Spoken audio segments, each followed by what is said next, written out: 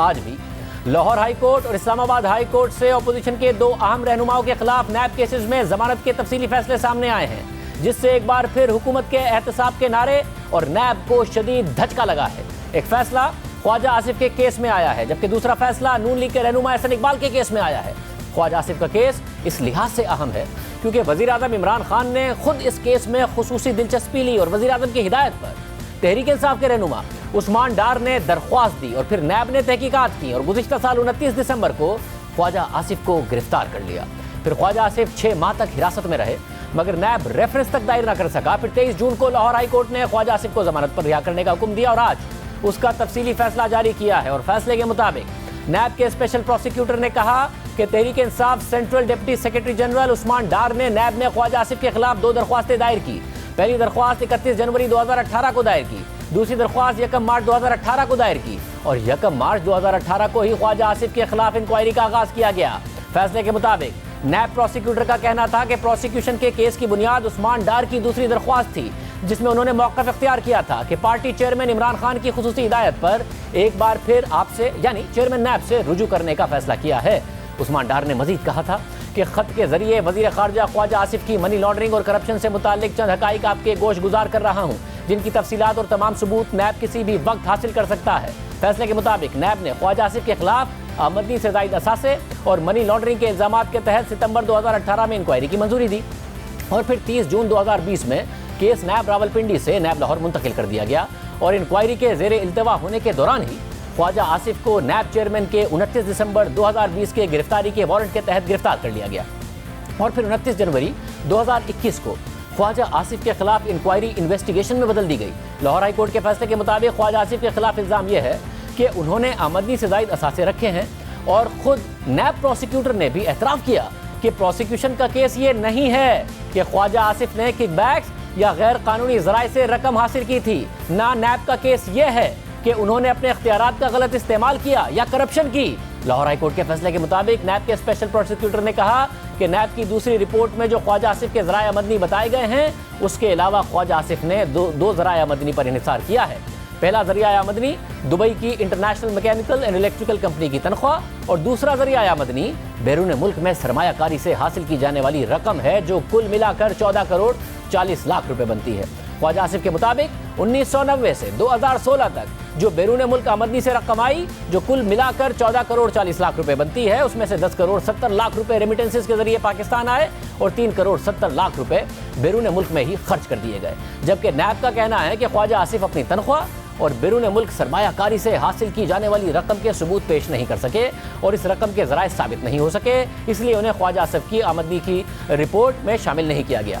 Lahore high court के मुताबिक ये एक काबिल ज़िक्र बात है कि जो रकम यानी 3 करोड़ 70 लाख रुपए ख्वाजा आसिफ के मुताबिक उन्होंने बैरून मुल्क खर्च कर दी, उसे तो नैब ने अपनी दूसरी रिपोर्ट में आमदनी से ज़ायद असासे की मजमूई रकम में शामिल कर लिया, मगर जो 10 करोड़ 70 लाख रुपए की रकम ख्वाजा आसिफ ने तनख्वाह के तौर पर पाकिस्तान में रेमिटेंस के तौर पर वसूल की, उसे नैब ने अपनी रिपोर्ट में शामिल ही नहीं किया। और जब अदालत ने नैब से सवाल किया कि बैरून मुल्क कंपनी से मुआहदे या इकामे के कवायद और ज़वाबित का नैब ने जायज़ा लिया है या नहीं, तो नैब ने कहा कि ख्वाजा आसिफ ने बैरून मुल्क से हासिल की जाने वाली रकम और तनख्वाह की जाली रसीदें बनाई हैं, इसलिए जो बैरून मुल्क से रेमिटेंसेज आई हैं वो नामालूम ज़राए से हैं। अदालती फैसले के मुताबिक ख्वाजा आसिफ ने जो रकम रेमिटेंसेज के तौर पर वसूल की, उनके ज़राए मालूम करने के लिए नैब के तहकीकाती अफसर ने कोई तहकीकात ही नहीं की।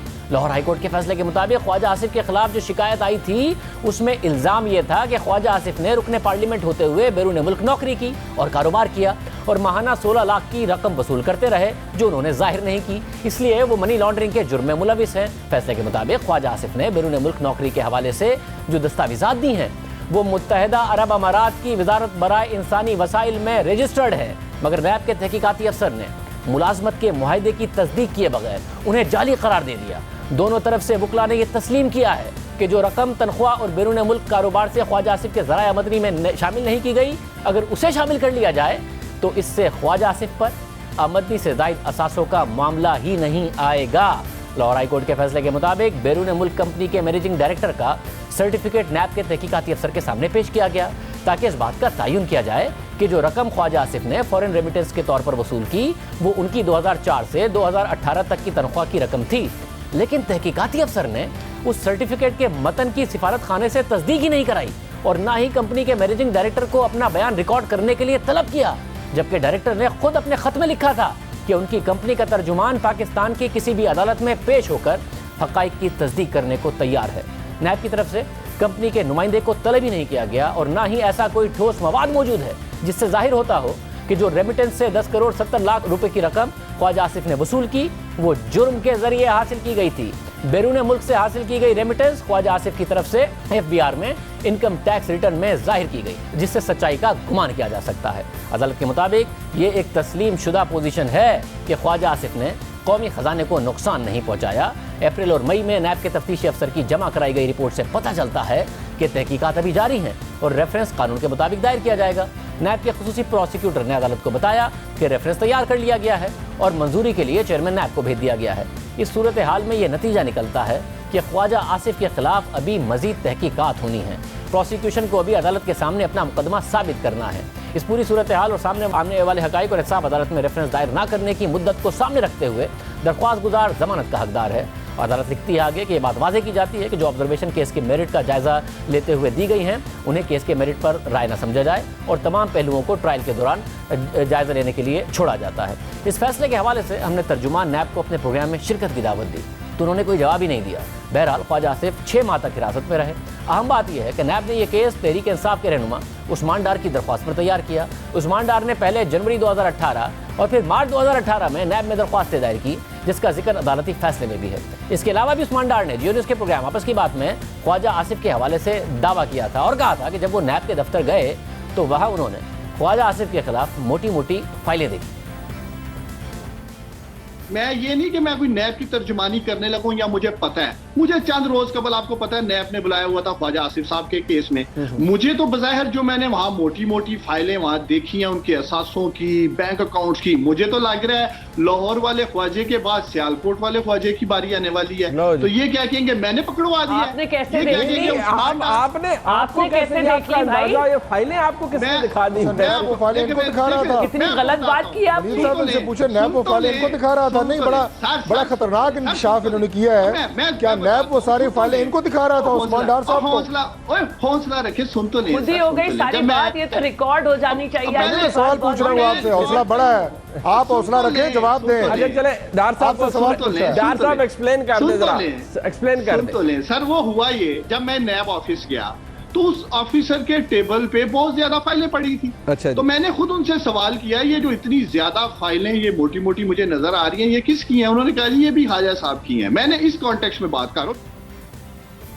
फिर वो मोटी मोटी फाइलें कहाँ गई? क्योंकि 6 माह गिरफ्तारी के बाद भी रेफरेंस तक दायर नहीं किया गया। मगर सिर्फ ये मामला नहीं है। हमारे प्रोग्राम में साबिक DGFI बशीर मेमन ने दावा किया था कि वजीर आजम ने उन्हें ख्वाजा आसिफ के खिलाफ गद्दारी का केस बनाने का कहा। ख्वाजा आसिफ के खिलाफ तो वजीर आजम ने बहुत ज़्यादा तकारीर में भी कहा था कि उनके इकामे का मसला है। इकामा रखना is not a crime, it's a work permit too. ये गद्दारी का केस जुमरे में कैसे आ गया? वो गद्दारी का केस बनाना चाह रहे थे। तो इस साल दिसंबर में नैब ने ख्वाजा आसिफ को गिरफ्तार किया और मरियम नवाज ने उनकी गिरफ्तारी पर रद्दअमल देते हुए कहा कि ख्वाजा आसिफ को कहा गया कि नवाज शरीफ का साथ ना छोड़ने की सजा दी जा रही है। उन्होंने कहा कि इनमें से किसी ने उनको अपने पास बुलाया और कहा कि आप नवाज शरीफ साहब को छोड़ दें। उन्होंने कहा कि मेरे बाल सफ़ेद हो गए नवाज शरीफ के साथ, एक उम्र का साथ है हमारा, वफादार बाप का बेटा हूँ, नवाज शरीफ के साथ आखिरी वक्त तक खड़ा रहूँगा। तो उन्होंने कहा कि अगर आप नवाज शरीफ को नहीं छोड़ेंगे तो आप फिर उसके कॉन्सिक्वेंसेस के लिए तैयार रहें।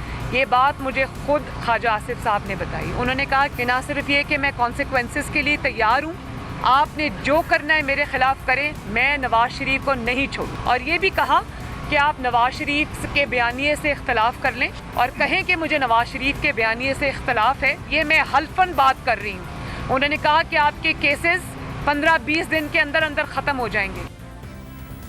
और फिर 6 माह तक ख्वाजा आसिफ हिरासत में रहे और अब लाहौर हाईकोर्ट ने यह फैसला दिया है जिसमें नैब के किरदार पर सवालात उठा दिए हैं।